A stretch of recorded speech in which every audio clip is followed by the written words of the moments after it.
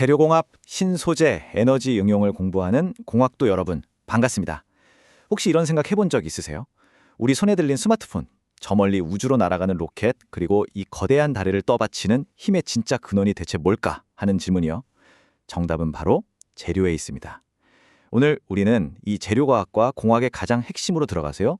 이 모든 기술을 가능하게 만드는 생각의 틀, 즉 패러다임을 파헤쳐 볼 겁니다. 그리고 미래를 이끌 신소재의 무한한 가능성까지 함께 탐험해보죠. 여러분의 전공 지식에 단단한 뼈대를 세워줄 이번 이야기, 지금 바로 시작하겠습니다. 자, 그래서 오늘 우리가 함께 살펴볼 내용들입니다.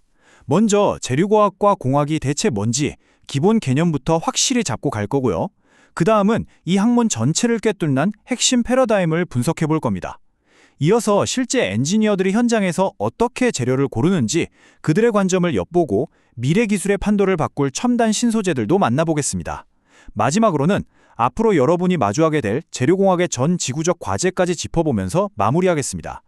네, 그럼 첫 번째 장입니다. 재료과학과 공학이란 과연 무엇일까요? 우리는 매일 수많은 재료로 만들어진 물건들 속에서 살아가잖아요. 그런데 그 재료가 어떻게 지금의 모습과 성능을 갖게 됐는지는 깊이 생각해 볼 기회가 별로 없었을 거예요. 지금부터 그 본질을 한번 파헤쳐 보겠습니다. 와, 이 거대한 현수교 좀 보세요. 정말 어마어마하죠? 저 수만 톤의 무게를 지탱하는 어떻게 보면 얇아 보이는 저 감철 케이블의 힘은 대체 어디서 나오는 걸까요? 그 비밀은 바로 우리 눈에는 보이지도 않는 원자들의 배열, 그러니까 내부 구조에 있습니다. 이렇게 거대한 구조물의 성능이 나노미터 스케일의 원자 배열 방식에 의해 결정된다는 사실, 이것이야말로 거시세계와 미시세계를 잇는 재료과학의 가장 짜릿한 출발점이라고 할 수 있겠죠. 재료과학과 재료공학은 뭐랄까 때려야 뗄 수 없는 단짝 같은 관계예요. 이 슬라이드가 그걸 아주 잘 보여주는데요. 재료과학은 왜? 라고 묻는 학문입니다. 재료의 미세한 구조가 왜 특정한 물성을 나타내는지 그 근본 원리를 파고드는 거죠. 반면에 재료공학은 어떻게를 다루는 학문이에요. 과학적인 원리를 바탕으로 예를 들어 제트엔진의 터빈 블레이드처럼 특정한 성능을 낼 수 있도록 새로운 재료를 설계하고 개발하는 겁니다. 결국 과학적 발견이 공학적 응용으로 이어지고 또 공학적 필요가 새로운 과학적 탐구를 이끄는 그런 멋진 선순환 구조인 셈이죠.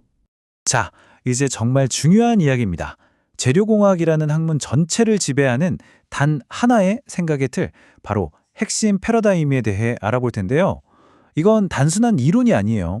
여러분이 앞으로 엔지니어로서 평생 사용하게 될, 뭐랄까, 머릿속의 운영체제, OS 같은 거라고 생각하시면 됩니다. 모든 이야기의 시작은 공정입니다. 재료를 어떻게 녹이고 얼마나 빨리 식히고 또 어떤 압력을 가해서 모양을 만드는가.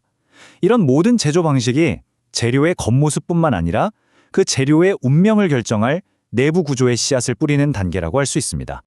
이 공정을 통해서 결정되는 게 바로 구조입니다. 원자들이 어떤 모양으로 배열되는지, 또 결정들의 크기는 얼마나 되는지, 원자 수준에서부터 우리 눈에 보이는 조직까지 모든 내부 배열을 뜻하는 거죠. 이건 마치 사람의 지문처럼 재료마다 고유하게 가지고 있는 특징이라고 할 수 있어요. 이렇게 고유한 지문, 즉 구조가 만들어지면 재료만의 고유한 특성이 나타납니다. 외부 자극에 어떻게 반응하는지를 보여주는 거죠. 예를 들어 힘을 가했을 때 얼마나 버티는지, 이건 기계적 특성이고요. 전기를 얼마나 잘 통하게 하는지, 이건 전기적 특성이죠. 이 모든 게 다 구조로부터 결정되는 겁니다. 특정 구조는 필연적으로 특정 특성을 갖게 되는 거죠. 그리고 이 모든 과정의 최종 목표이자 진짜 시험 때는 바로 성능입니다. 재료가 실제 사용되는 환경, 예를 들어 아주 뜨거운 엔진 내부나 우리 몸속 같은 혹독한 조건에서 얼마나 제 역할을 해내는지를 나타내는 거죠.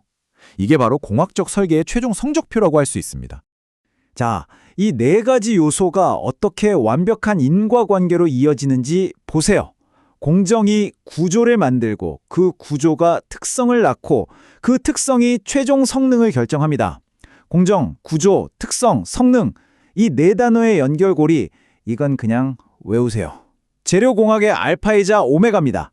앞으로 모든 문제를 분석하고 해결할 때 이 기본 틀을 사용하게 될 겁니다. 그런데 여기서 구조라는 개념을 조금만 더 깊게 들여다볼 필요가 있어요. 구조는 그냥 단일 차원이 아니거든요. 이 슬라이드에서 보시는 것처럼 원자 내부의 전자 상태부터 원자 배열, 나노스케일의 입자, 현미경으로 봐야 보이는 미세 조직, 그리고 우리 눈으로 보는 거시적인 구조까지 여러 스케일에 걸쳐서 존재합니다. 진짜 실력 있는 재료 엔지니어는 이 모든 스케일의 구조를 목적에 맞게 제어할 줄 아는 사람이죠.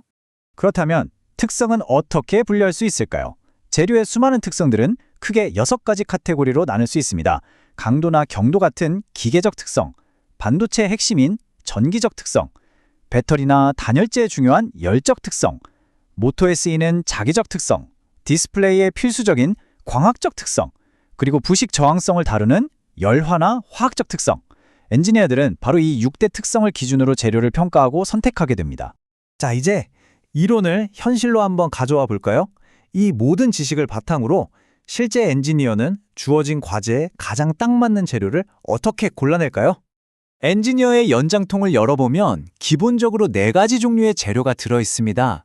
강하고 연성이 좋은 금속, 단단하고 열에 강한 세라믹, 가볍고 가공이 쉬운 폴리머, 그리고 이들의 장점만을 쏙쏙 골라 결합해서 성능을 극대화한 복합 재료죠. 각 재료군의 고유한 특성을 이해하는 게 재료 선택의 첫걸음이라고 할 수 있습니다. 하지만 세상의 모든 면에서 완벽한 재료는 없습니다. 이 SCB 차트가 그 사실을 아주 명확하게 보여주죠. 모든 재료는 서로 다른 특성들 사이에서 상충관계, 즉 트레이드 오프를 갖습니다.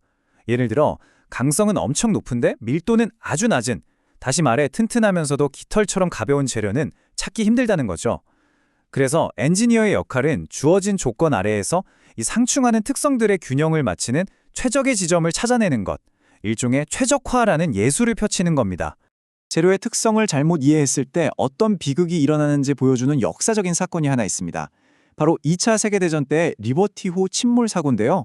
따뜻한 바다에서는 아무 문제가 없던 강철이 차가운 북대서양의 낮은 온도에서 갑자기 유리처럼 쩍 하고 깨져버리는 취성 파괴를 일으킨 겁니다.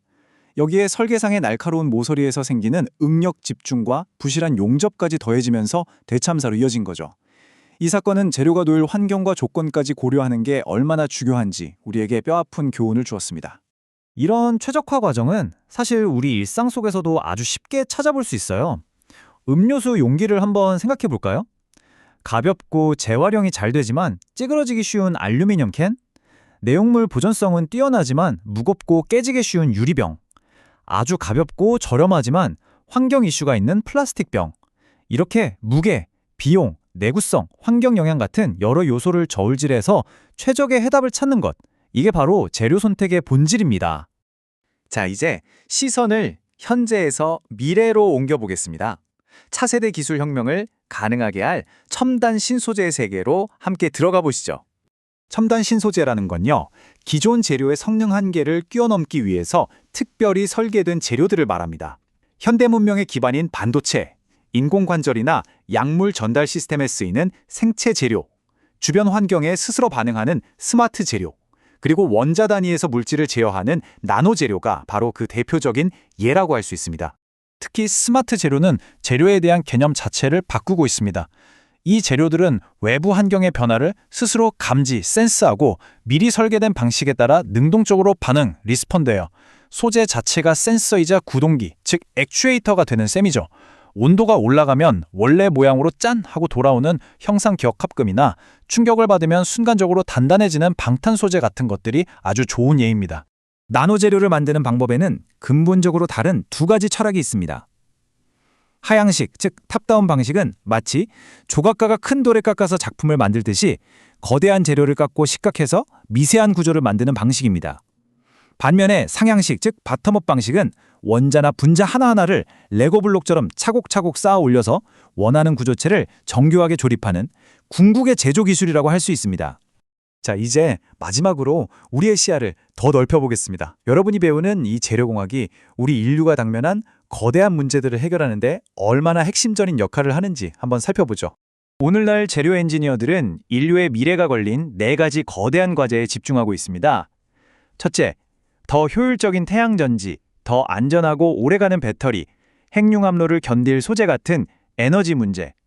둘째, 항공기와 자동차를 더 가볍고 튼튼하게 만들 운송 문제. 셋째, 폐기물 없이 완벽히 재활용되는 순환 경제를 위한 환경 문제, 그리고 마지막으로 희귀 자원을 대체하고 고갈 위기에 대응하는 자원 문제입니다. 어쩌면 여러분의 졸업 연구나 석박사 논문 주제가 바로 이 문제들의 해답이 될 수도 있습니다. 결론입니다. 오늘 우리가 탐험한 모든 내용을 한 장의 그림으로 요약하면 바로 이것입니다. 재료과학과 공학의 정수는 결국 구조, 특성, 성능 사이의 관계를 깊이 이해하고 공정을 통해 이 관계를 자유자재로 제어하는 능력에 있습니다. 이 핵심 패러다임에 대한 통찰력이 있어야만 앞서 말한 에너지, 환경과 같은 글로벌 과제를 해결할 혁신적인 솔루션을 만들어낼 수 있는 거죠. 오늘 이야기는 여기까지입니다. 마지막으로 질문 하나를 남기면서 마무리하겠습니다. 인류가 직면한 에너지, 환경, 자원의 난제를 해결할 다음 세대의 게임 체인저, 그 혁신적인 신소재는 과연 무엇일까요? 그리고 그 미래를 만드는 주인공은 누가 될까요? 아마도 지금 이 영상을 보고 있는 여러분 중 한 명이 그 답을 찾아낼 것이라고 저는 믿습니다.